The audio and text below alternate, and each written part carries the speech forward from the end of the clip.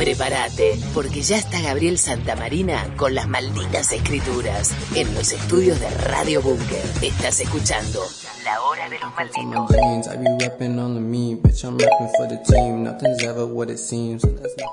Volvemos al aire en La Hora de los Malditos, 11:10 de la mañana. Y ya lo tenemos a él, a Gabriel Santamarina, que acaba de sufrir un accidente.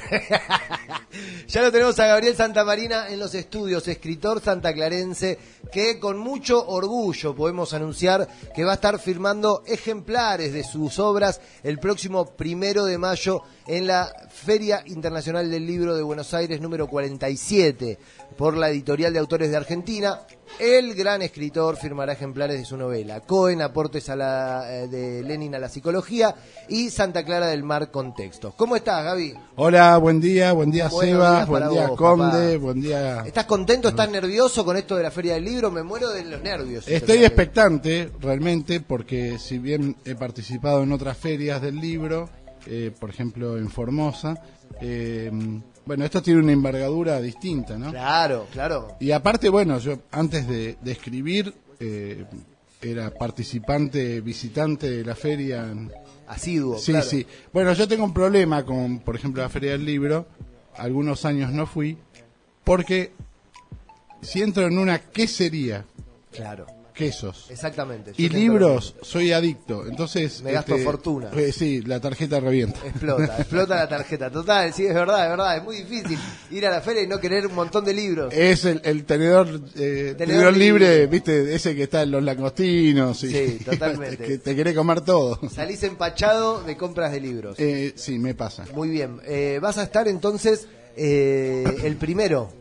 El 1 de mayo a las 4 de la tarde. Muy bien. ¿Se sabe el stand? En el stand 105, creo 105, Qué Pabellón lindo que es Azul. ir a la Feria del Libro, Qué lindo. ¿Cuántas ganas tengo? Quizás, no sé, no coincido en Buenos Aires igual. Pero qué lindo, y aparte qué lindo, estás caminando por la Feria del Libro como si fuese en una juguetería y lo ves a Gaby sentado ahí. Me vuelvo loco. Me vuelvo loco. También recordamos que va a estar Nati Bericat, también Santa Clarense escritora. El stand de ella está bastante cerca. Van a estar cerquita. Sí, ella va a firmar el 3 de mayo. Perfecto, muy bien. Bueno, Santa Clara del Mar presente, amigos, en la Feria del Libro, siendo punta de lanza en la cultura argentina. Increíble, orgullo. Sí, felicitaciones. Con los libros diciendo aguante Santa Clara. Aguante Santa Clara. Muy bien, vamos a zambullirnos en la columna del día jueves, las malditas escrituras que todos los jueves nos trae Gabriel. Y el día de hoy, sorprendido, no sé si emocionado, por la primera presencia femenina dentro de lo que fue la columna. Es así. Yo personalmente no lo tomo como que no hay diferencia. Faltaba. No hay diferencia. No, porque o sea, voy más allá de si son hombres, mujeres. Son creadores, son artistas, son claro. Y bueno, la verdad que no, cuando preparo las columnas, no voy como a ver qué siento esta semana, ¿no? Y bueno, voy a mi biblioteca y como un poco al azar, tomo alguno de los libros y bueno, hoy pintó Hemingway, hoy pintó Poe. Total. O sea, también la mezcla, trato de hacer una mezcla, es verdad, con las distintas épocas. Pero no hay que referenciar el género, porque claro, son todos creadores. Exacto, las distintas épocas, los distintos estilos. Claro. Digamos. Claro. El día de hoy pintó María Gainza. María Gainza. Muy bien. La escritora renegada. La escritora renegada. ¿Qué título? Bueno, María Gainza es contemporánea, nació en el año 75, no tiene 50 años aún. Ajá, joven. Nació un 25 de diciembre. Digamos. Muy bien. Eso también lo hizo renegada porque sus cumpleaños los pasaba justo en Navidad. Claro. Bueno, mirá cómo arranca esta columna con una frase que es de ella, ¿no? Dicha en un reportaje. Las ventajas de mi clase no me hicieron escritora. Fue el agobio que sentía en un círculo al que nunca pertenecí. Alta frase. Sí, y ahora vamos a explicar por qué. Bueno. Gainza es un apellido, Gainza Paz, Gainza Castro, son apellidos notables, aristocráticos, claro, de Buenos Aires, digamos, de patricios, ahí está, esa es la palabra, digamos, uno lo puede encontrar en Recoleta, Callao y Quintana, claro, Hotel Alvear y esas zonas. Bien. En este caso, María es hija de Máximo Gainza, sí, que era el dueño del diario La Prensa. Okay. El diario La Prensa, a lo mejor aquí localmente no se tiene tan en claro, si La Nación, digamos, es gorila, por decirlo de alguna forma, sí, La Prensa era oligárquica. Claro. Sí. Era un diario oligarca. Tal cual. Aristócrata. Entonces, ella creció en ese seno, en una familia así aristocrática, y fíjate lo que también menciona en un reportaje. Ahora voy a aclarar por qué leo tantos reportajes. Ajá.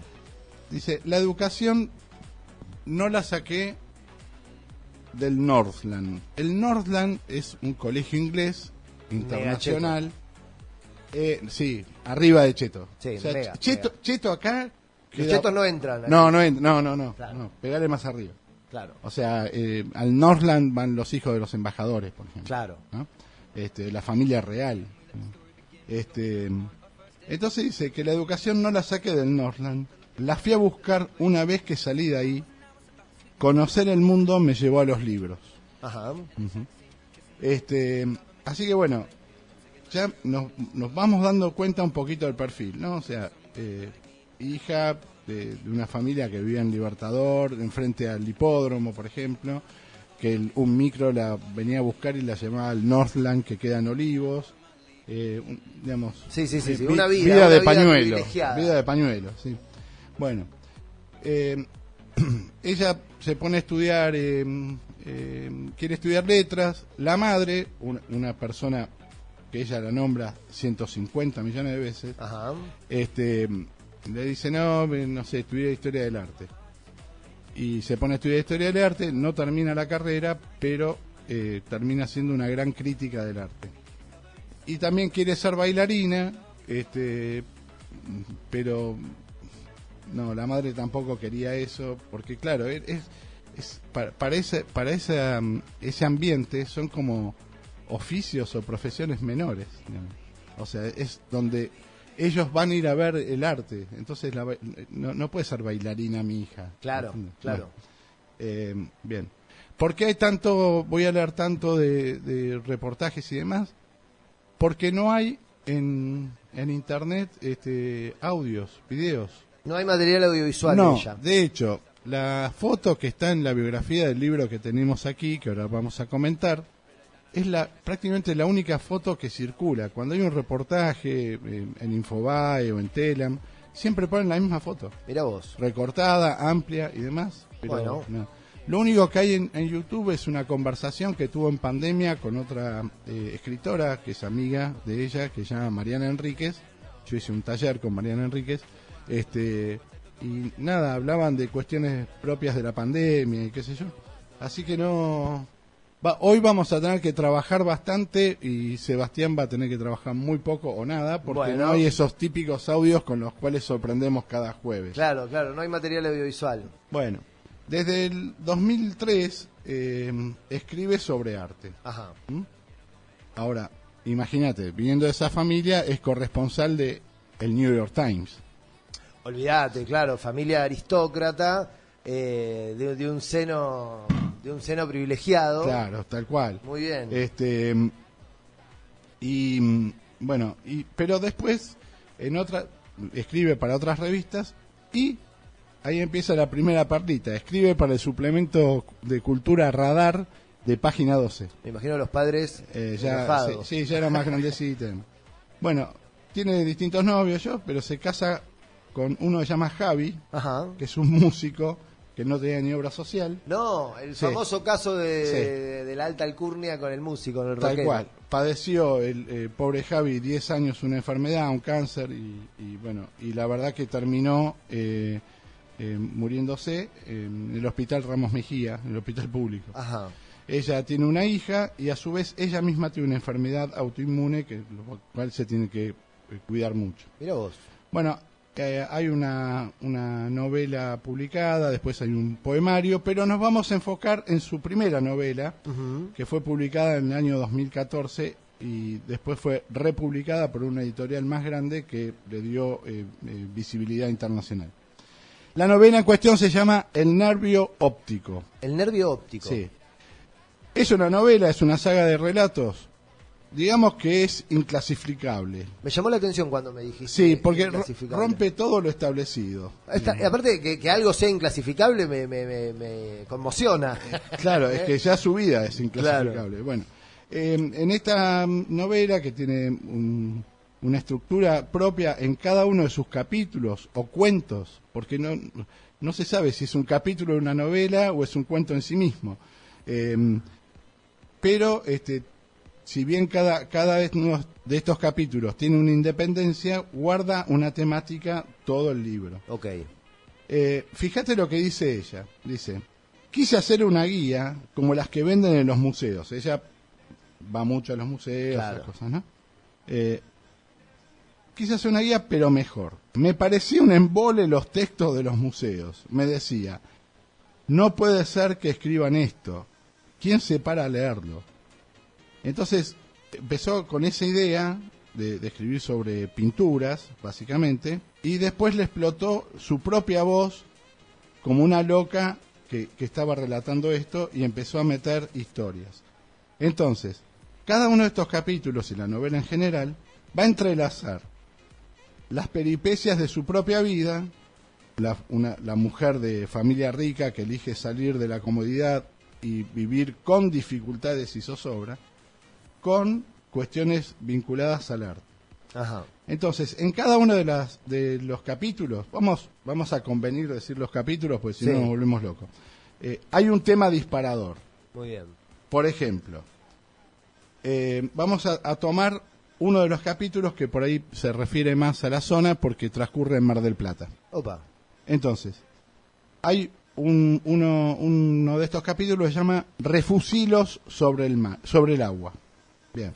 Entonces, hay un tema disparador, el mar. Ajá. En general. Hay una historia de contexto, que es un viaje a Mar del Plata. Ajá. Hay una historia personal, en este caso lo que relata que la primera vez que fui a Mar del Plata era invierno, fue con un novio, el novio y un grupo de amigos querían hacer surf, y ella quería acompañarlos, pero no sabía, entonces se quedó en la camioneta escuchando un cassette de Doors. Ajá. Y armando porros, dice así. 4:20 hoy, Saludos. Sí.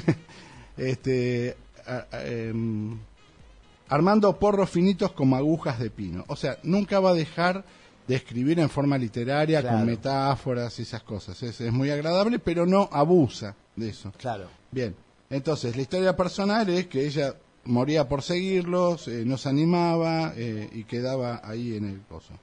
Y dice: mi único problema por entonces era encastrar en un ambiente. Dice, porque que de repente me parecían como las botas de los alemanes de la Primera Guerra Mundial. Upa. No había una derecha y una izquierda, solo un molde único donde debíamos calzar. Claro. Claro. O sea, ella salió de esa caja de cristal y quería, claro, quería meterse en esos ambientes, pero no tenía código. Y después, bueno, siempre hay referencias a un familiar, a una pareja, a su madre, a amigas, y en este caso fue a Mar del Plata con su novio y un par de amigas. Entonces, siempre pasa por ahí.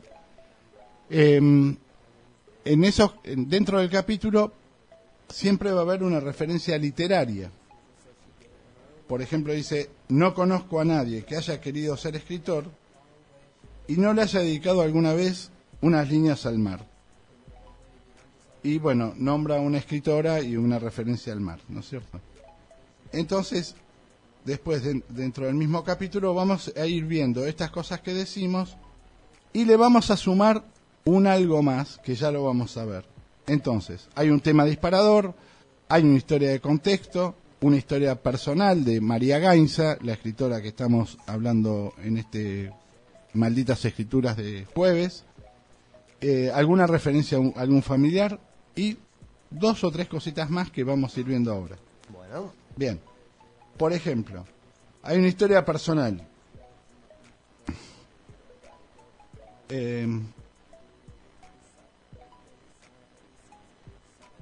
que bueno, decíamos esto que había acompañado y qué sé yo. Después, dentro de cada capítulo, hay la descripción de un cuadro, de una pintura, sí, una crónica de ese pintor y lo que le provoca a ella el cuadro. Interesante. O sea, fíjate la cantidad de cosas que estamos diciendo. Me dirás ahora que el libro tiene 1200 páginas y cada capítulo... Claro, ¿es un libro grande, gordo? No, todo lo que estamos relatando ocurre en 8 páginas. Wow. Así, Wow. Claro, claro. Pero es increíble. Dice, por ejemplo, la descripción de un cuadro. Dice, el primer plano de una ola cargada de espuma rompe contra las rocas. A la altura del horizonte, el agua y el aire se mezclan. Más arriba, el cielo se defleca en nubes rosadas. Es un óleo realizado en 1869 y mide casi 1 metro por 1 metro, el tamaño justo para colgar sobre la chimenea. Ahí describe el cuadro. Ajá. Es un cuadro de el pintor Courbet, que se llama Mar Borrascoso. O sea, la temática era el mar, y ella mete este tema del cuadro. Y después dice, lo que le provoca el cuadro a ella. O sea, todo esto que yo estoy anunciando no es que está así escrito. Fui a escudriñarlo, digamos, para poder comentarlo en la columna de hoy. Dice, cada vez que miro Mar Borrascoso, el cuadro de 1869, que está en el Museo Nacional de Bellas Artes, o sea, está en Buenos Aires, algo se comprime dentro de mí. Es una sensación entre el pecho y la tráquea, como una ligera mordedura. He llegado a respetar esa puntada, a prestarle atención, porque mi cuerpo alcanza conclusiones antes que mi mente. Terrible. Ajá. Y dice, el mar de Courbet, o sea, el cuadro de este pintor francés Courbet, fulgura en mi mente durante días. Y comenta que hay un crítico de arte de Estados Unidos que dice, después de ver un Courbet, uno tiene ganas de salir corriendo, armar un motín, tener sexo o comer una manzana. Sus cuadros producen fiebre pictórica. Me gusta la de comer una manzana, ¿eh? Bueno, todo esto que estoy diciendo ocurre en 8 hojas, zarpado, 8 páginas. Zarpado. Bien. Después hace una crónica del artista, porque ella es crítica de arte. Claro. Entonces comenta la vida de Courbet, que creció cerca de los Alpes. O sea, el tipo no creció cerca del mar y pintaba el mar. Qué loco. Entonces dice, el mar de Courbet encuentra sus texturas en ese paisaje de montaña. La forma en que el pintor usa la espátula es diabólica. Rasquetea la tela, raspa el óleo como si quisiera marcar una roca. La verdad que las figuras son preciosísimas. Sí, o sea, son muy fuertes. Claro, porque ella nació y se desarrolló mirando pinturas, entonces se escribe como alguien que está pintando. Claro. Bueno. Y bueno, después cuenta más cuestiones de la historia personal del artista, ¿no es cierto? Ahora, estábamos en la historia, digamos, medular, ocurre que ella está en una camioneta, arriba de un acantilado, ¿no es cierto? Claro. Y el novio y los amigos están surfeando y ella escucha The Doors arma porritos finitos. Sí, está ahí. Y lee un libro. Ajá. Bien. Entonces, volvemos otra vez a la cuestión de la historia personal, porque no es compartimentado, va y viene, claro. Va y viene. O sea, claro. en el mismo va párrafo. Su vida es increíble. Sí, no tiene. Interesante, estamos hablando de María Gainza. María Gainza. Escritora contemporánea. Hermosa escritora. Bueno, entonces dice, en el camino de vuelta del acantilado, parábamos en la Bosto a comprar medialunas que devorábamos felices. La casa donde dormíamos había sido de mis abuelos y ahora estaba casi abandonada porque mis tíos estaban en medio de una pelea por la sucesión. Conseguir que me dejaran ir había sido una proeza. O sea, ella era jovencita, ¿no? Claro. Mi mamá odiaba a mi novio. Todavía albergaba esperanzas en que algún día me casara con un polista. Obvio, ¿no? Dice, era su forma de negociar. A ella le gustaba la plata, a mí los caballos. Muy buena indicación, claro. Ganaban todos. Y entonces después pasa algo en la casa que dice, que dentro de la casa a la noche caminaba alguien que es su prima. Dice, su prima se había escapado de Buenos Aires hace unos meses y, bueno, como que nadie la reclamaba, ¿no? Y era 5 años más grande, casi no nos hablábamos, pero en el desayuno me enseñaba a hacer pulseras de hilo con los colores Rastafari. Mirá qué lindo. O sea, la mina con la prima flasheaba, ¿viste? Pues, bueno, dice, mi prima era excéntrica y eso me gustaba. Me enorgullecía que hubiera alguien ajeno a las convenciones de mi familia. Bueno, estamos hablando de la renegada, ¿no es cierto? Claro. Bien, y después siempre ocurre en los capítulos, lo dejé para el final, una desgracia, una muerte. A ver. Dice que la prima se quedó viviendo en Mar del Plata 3 años, tuvo un hijo con un chico que se fue. La última vez que anduve por ahí con un novio nuevo que tampoco era porista, la vio como que no le daba mucha bola.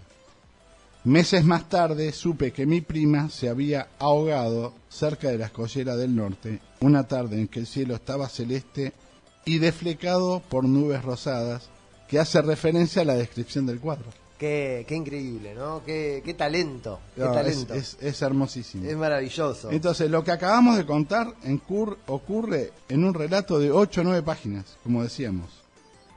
Contado en primera persona. En esto también es disruptiva. Cuenta en primera persona. Por ahí está escribiendo en pasado y pasa al párrafo siguiente a escribir en presente y no te das cuenta. Claro. Así todo. Entonces logra que el lector se involucre con las múltiples historias que transcurren en simultáneo. Claro, porque habla de los padres, habla de la prima, habla de ella, del novio. Se muere, sí. Claro, la pintura, la historia del pintor. Dice, parece, o sea, yo digo, ¿no? Parece alocado.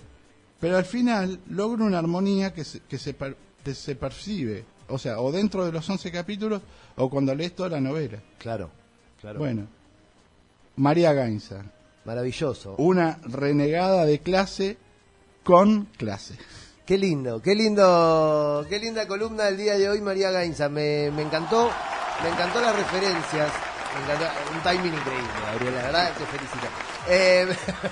Me encantó las referencias y me encantó la sensibilidad que propone. Que si bien es un clásico, cuando hay alguien de la clase aristocrática que se autoexpulsa para contar desde afuera y convertirse en lo que vos decís, en la renegada, me parece maravilloso. Aparte cómo observa esto de escuchar de Doors en un coche, sí, de armar porritos o de que su prima le enseñaba la pulsera, cosas que para la aristocracia son ajenas, sí, pero para el mundo real no. Claro. Entonces es maravilloso. Pero no deja de tener las cosas buenas de la educación de la aristocracia, o sea, la cultura. La mina era bilingüe de entrada, además, claro, digamos, no renegó de eso. Sobre los museos y demás. Tal cual. Maravilloso, Gabriel. Te digo un dato muy corto. Dime. La madre no iba a los museos argentinos porque decía que acá no había... Eran grasa. Claro. No, y ella, ella le discutía a muerte porque descubría unas cosas fantásticas en los museos de Buenos Aires. Somos tan chetos que solo vamos a museos en Europa. Tal cual, sí. Muy loco, zarpado. Señores y señoras, Las Malditas Escrituras nuevamente ha hecho lo suyo, de la mano del señor Gabriel Santamarina, aquí en La Hora de los Malditos. María Gainza el día de hoy. Nos vamos un poquito más cultos y con el interés de leer a esta autora que vamos a dejar la foto en el Instagram de su librito con Gaby. Gaby, muchísimas gracias. No, gracias a ustedes y gracias.